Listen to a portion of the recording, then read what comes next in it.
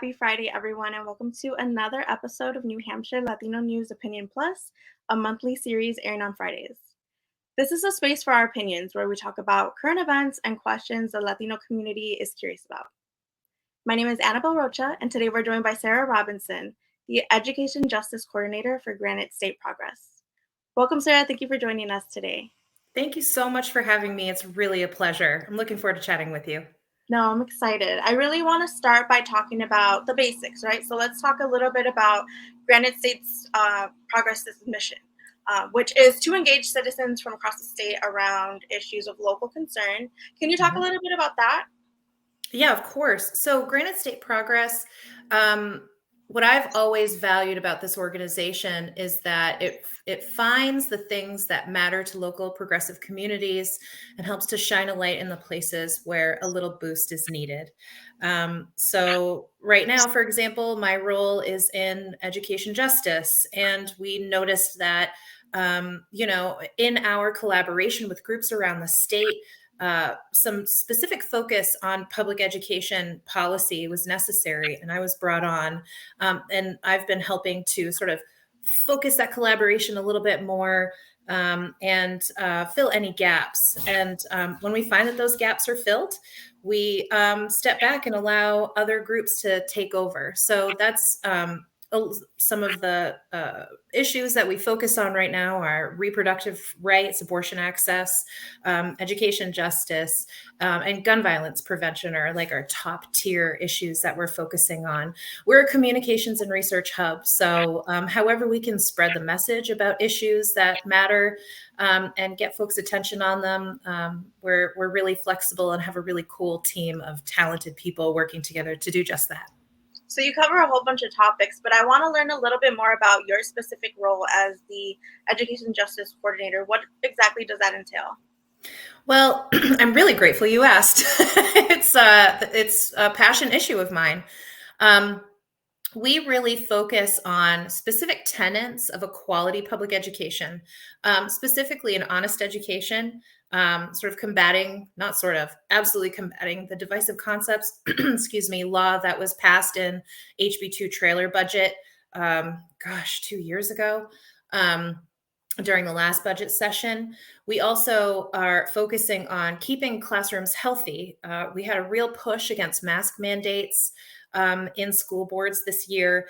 And so we wanted to make sure that folks and communities had all of the information they needed to understand why, having all the tools in your toolbox, including masking, was important to keep healthy classrooms. And also keeping public school public and keeping it strong. There's been a lot of effort from lots of people in power lately to pull resources out of the public school system and transfer it to private and homeschooling options, and therefore taking away a lot of resources from 90% of the kids who utilize public education in our state. That's a lot. That's most of us, So again, Granite State Progress expresses and stresses the importance of protecting public education, right? You just said yes. it. Especially against censorship and conspiracy theories, which is something I read on your website. Can you tell me a little bit about that? Yeah, I'm really grateful for the team I work with. They've been following far-right extremism for over a decade. And we're finding that, communities, in my community, I've always trusted that the folks in power have the best interests of my kiddos. I have 2 girls that are in elementary school. I've always trusted that my community has their best interests in heart, and I care about the other kids that go to our schools. During the pandemic, we really did see a lot of intense right-wing extremism manifesting at school boards. And we were really concerned about who was showing up. Why were they showing up? A lot of these folks weren't from these specific communities that were showing up. Mm-hmm. So we work very diligently to make sure that we know and to offer the information to the rest of the community who the major players are in these efforts to dismantle public education and how we can work to refocus on our shared values around education. We all really want the same thing for our kiddos. We want them to be safe and healthy and have all the tools they need for the future. And there are bad actors out there who really don't want that for all of us. So we've been keeping an eye on various groups across the state. We have a special eye on the Free State Project, who's been, in the headlines lately, and rightly so, for really having a concentrated effort around the dismantling of public ed. And so these aren't even necessarily parents of children who are attending these schools. These are just like random groups. Yep, correct. So why do you feel like an organization like this is necessary in New Hampshire?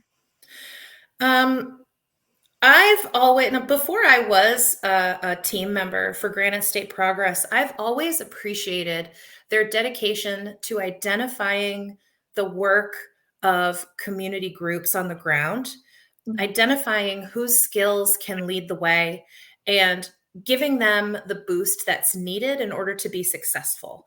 And having an organization like that within our state is invaluable because we can't do all the things all the time. And it does require intense collaboration on, for a long period of time.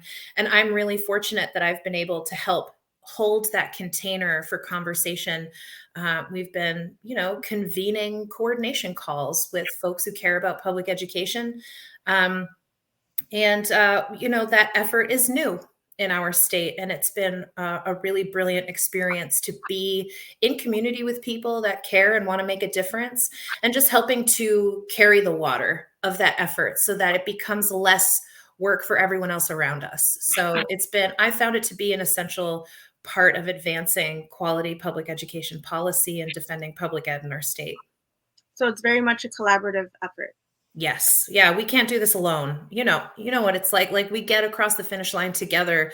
We succeed when we build community on a micro and a macro level.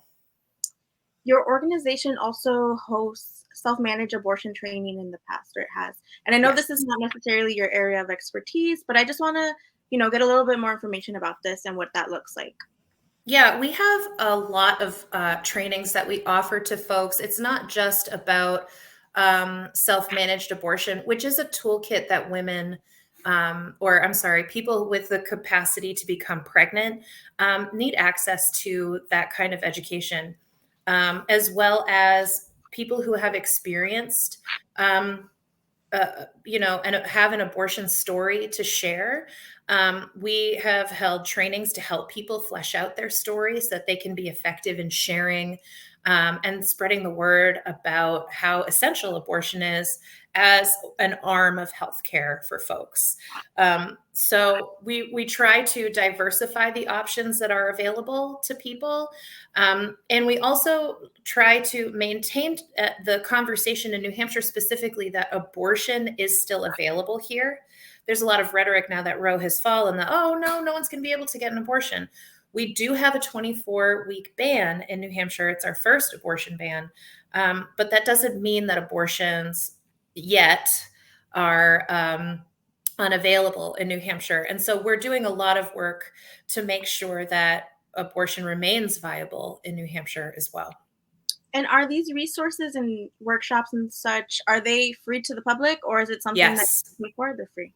Yeah, absolutely. We partner with the Reproductive Fund in New Hampshire. Josie Pinto is their lead. We partner with Planned Parenthood of Northern New England often. Those are two of our essential partners in this work. And, they, just as well as our org, are really dedicated to keeping this information in people's hands with as little barrier as possible. So it's all free all the time. Your website currently has a petition for Governor Chris Sununu to denounce extremist movements and call for the immediate resignation of any elected official who promotes racist beliefs or who targets others based on ethnicity, race, gender, etc. Can you talk a little bit about that? Yeah, our governor chooses interesting partners in the work. He's very good at appearing moderate, but time and again have seen him align with more extremist groups, be seen taking photos with Free State Project members, most recently choosing to sign HB 1178, which was specifically addressing federal gun laws in New Hampshire, and making it almost impossible for local and state law enforcement to be able to act on federal laws. If there wasn't a New Hampshire gun law that matched, we don't really have a lot of gun laws in New Hampshire. So he keeps choosing this sort of like this very far right dedication to what gets through, passing the budget with a divisive concepts law in it, as well as the voucher scheme got snuck into our budget as well. And him kind of shrugging and saying, oh, well, I'm not going to halt government just because there's a couple of bad apples in that barrel. And we really just wanted to call him to task. Like, who do you actually side with? Is it the people of New Hampshire who have resoundingly said they don't want these policies? Or is it with a very vocal minority that has a stranglehold on a lot of policymaking in our state? So we know that he won't denounce these groups, but I mean, he hasn't, and he's been given the opportunity to do so. It's been frustrating for our entire state. We've been suffering the consequences. Information about your staff and board members is no longer accessible on your website. What was the decision behind that? We track a lot of far right extremist organizations. I can imagine. It's a safety protocol that was made by our collective organization, and I'm grateful that they keep my safety in mind, for sure. It can get a little hairy out here, especially when we start talking about equity in a very real way, in a way that demands real change. There's folks in our communities that don't want to see that happen and are willing to intimidate folks if that's what they believe needs to happen. I'm glad they're protecting you too, because I mean, that could be so scary. You never know, you know? Yeah, I mean, and that kind of fear. I mean, we continue to do this difficult work, and we're grateful to be able to do it. It's I'm not too worried. It's nothing that's going to stop. It's nothing that's going to stop any of us. That's for sure. So thank you. What are some of the other concerns that Granite State Progress hopes to address? We're really concerned about gun violence prevention in our state. It's been front of mind for us, for a very long time. New Hampshire is very fast and loose when it comes to guns, and we care about keeping our children safe in school, keeping our communities safe from gun violence. We are concerned about far-right extremism, just to toot my own horn on the education front, I'm very concerned about this death of a million cuts to public education that is happening in a very real way. We're contending with a serious teacher shortage, and among so many other issues. And we have, our Commissioner of Education, Frank Edelblut, is leading the charge quite often in making sure that our schools are weakened. And they're still rising above regardless. Kids are still getting an education. They're still integrated in their communities. And we hope to keep it that way and be able to critique the system with care so that we can improve it and not just hold the line on status quo. Lastly, Sarah, what resources do you have that you'd like to share with those watching who want to learn more? Oh my gosh, email me, please. It's sarah@granitestateprogress.org. I'm a community organizer first and foremost, and I love being in community with people and learning about what lights them up and what they love about their communities. And I can connect them to resources about what would be the biggest help for them and connect them to our partners in the work. Thank you. Thank you for talking with us today, Sarah. Thank you for being our guest on the show. Oh, it's such a pleasure. This is really a really cool resource that you guys have built. And it's the most professional situation I've ever been a part of. So thank you so much for setting me up for greatness in the process. It's been an awesome experience. Thank you. Join us next time for another episode. For more information about our discussion today, check out our web story on nhlaTinoNews.com. Follow us on Twitter at NHLatinoNews and Instagram at NH_Latino News. I'm Annabelle Rocha with New Hampshire Latino News Opinion Plus. See you next time.